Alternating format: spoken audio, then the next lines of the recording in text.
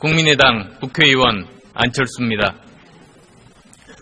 헌법재판소가 대통령에 대한 탄핵 심판을 진행하고 있는 국가적 위기 상황에서 교섭단체 대표연설이라는 소중한 기회를 주신 우리 당 박지원 대표님, 주승용 원내대표님과 소속 의원 여러분께 깊은 감사를 드립니다. 두 청년의 이야기로 시작하겠습니다. 서울시에 사는 23살 김채영 씨는 대학교 3학년입니다. 아버지는 40대 후반에 다니던 은행에서 명예퇴직한 뒤에 통닭집을 차렸습니다.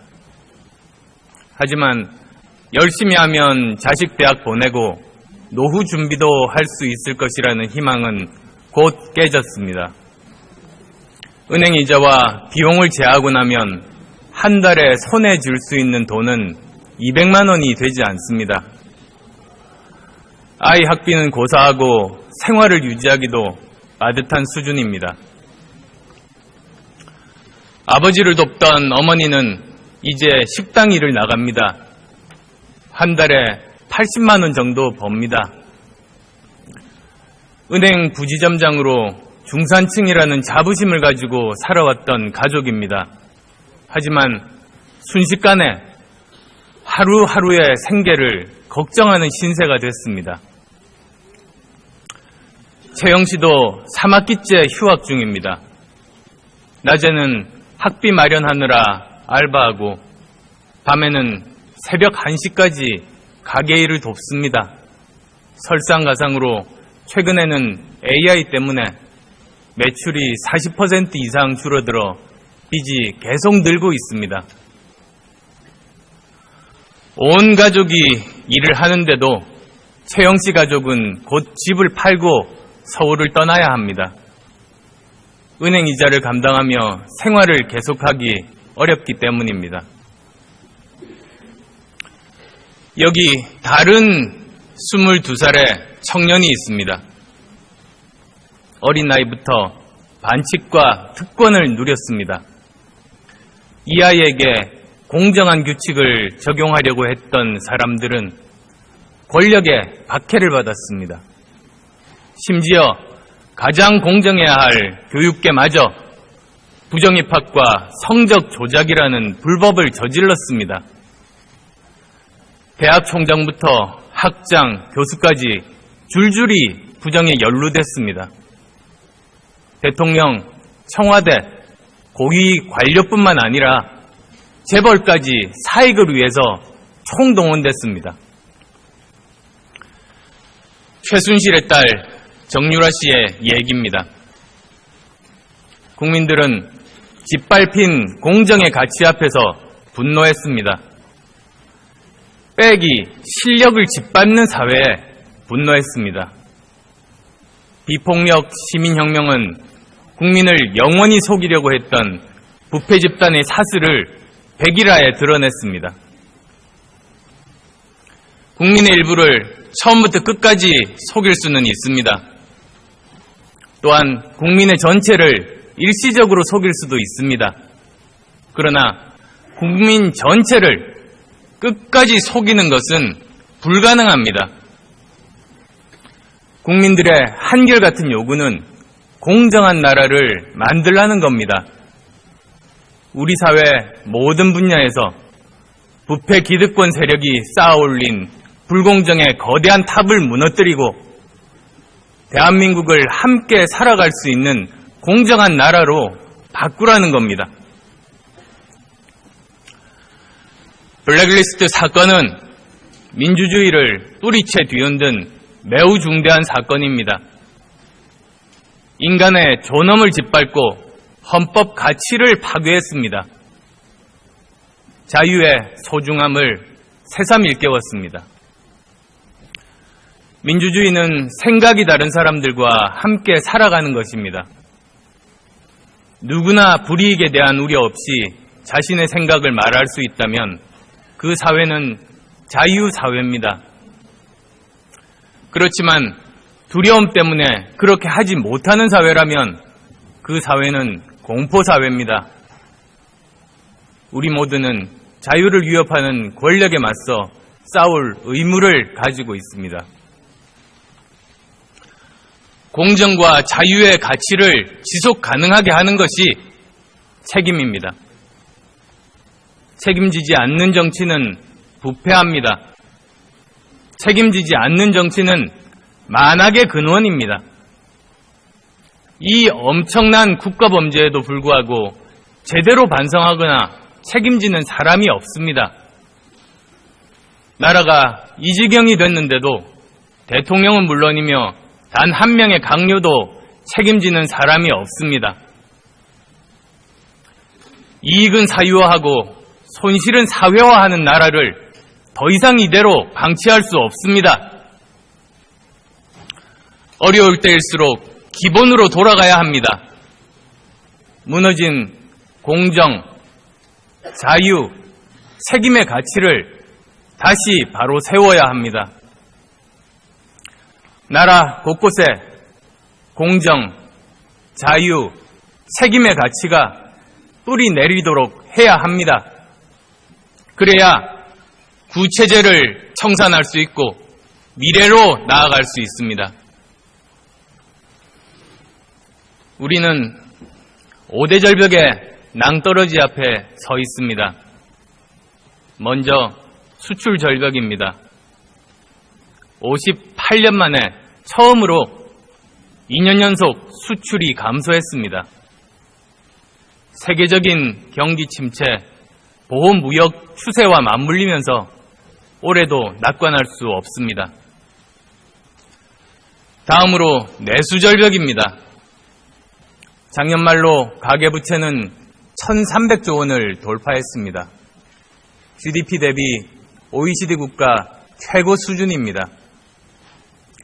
빚이 많으니 소비 여력이 없는 것은 너무나도 당연합니다. 전세가 월세로 바뀌면서 특히 아파트 앞 상가들이 직격탄을 맞고 있습니다. 일자리 절벽은 심각합니다. 특히 청년 실업률은 작년 9.8%로 사상 최고 수준입니다. 특히 여기에는 일자리를 찾다 지쳐서 포기한 청년이나 불과 몇 시간 정도의 아르바이트를 하는 청년은 실업자로 포함되지 않습니다. 체감 청년 실업률은 34%로 3명 중 1명이 사실상 실업 상태라는 발표도 있습니다. 인구 절벽은 올해부터 시작입니다. 15세부터 64세 인구, 즉 생산 가능 인구는 올해부터 감소하기 시작합니다.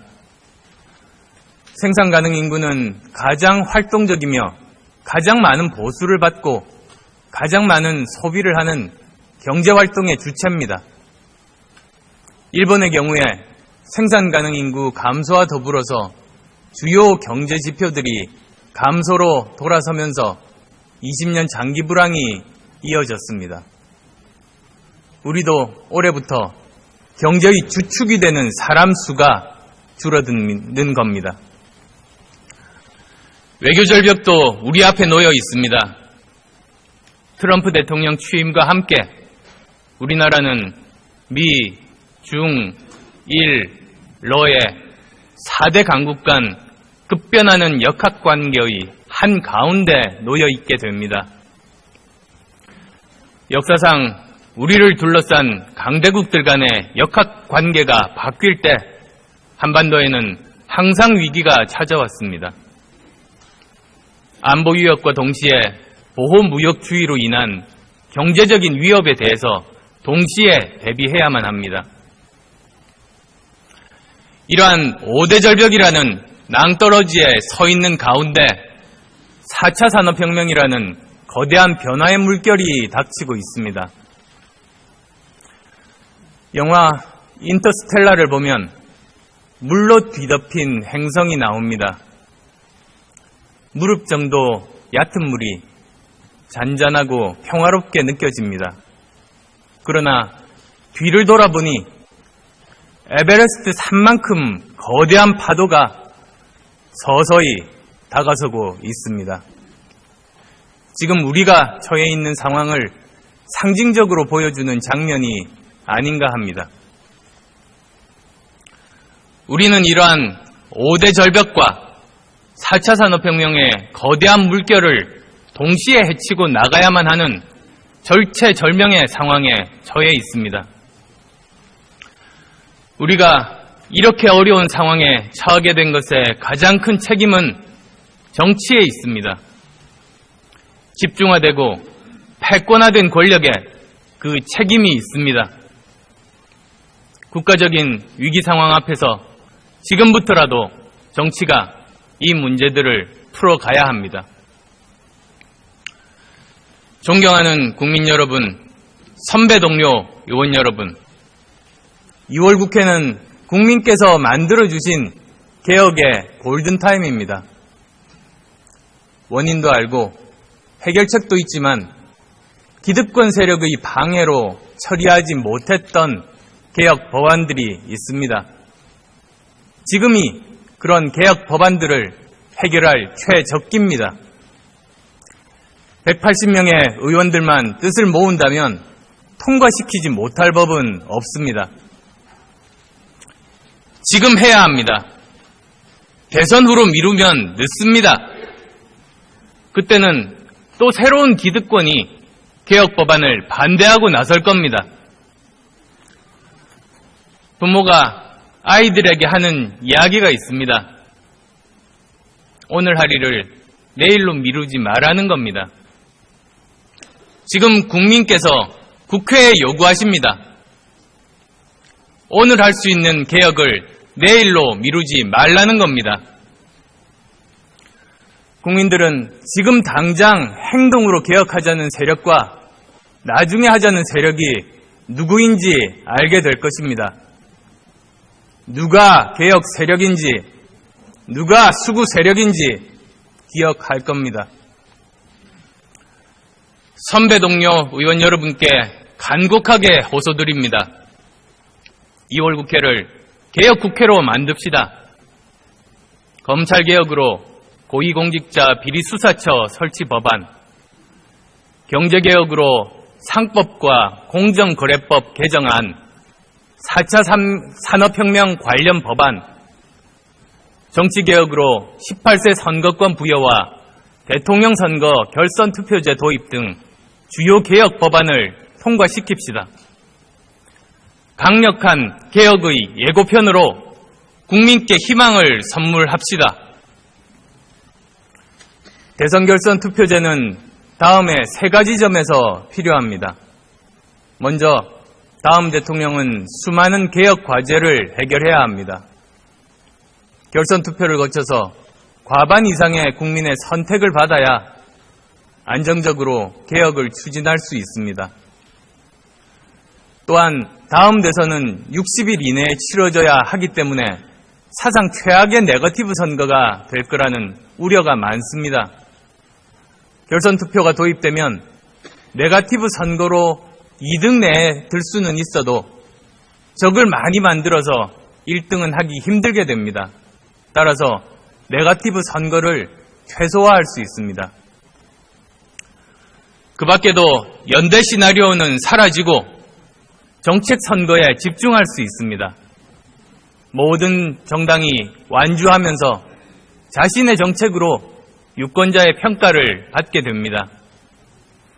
정치인에 의한 연대가 아니라 국민에 의한 연대, 결과를 위한 연대가 아닌 결과에 의한 연대가 만들어질 수 있습니다. 이러한 장점에 동의하면서도 위헌의 가능성이 있다고 시도조차 하지 않는 것은 잘못된 겁니다. 국회에서 통과시킨 후 헌재에 해석을 의뢰할 것을 제안합니다. 존경하는 국민 여러분, 미래는 이미 우리 곁에 와 있습니다. 다만 널리 퍼져 있지 않을 뿐입니다.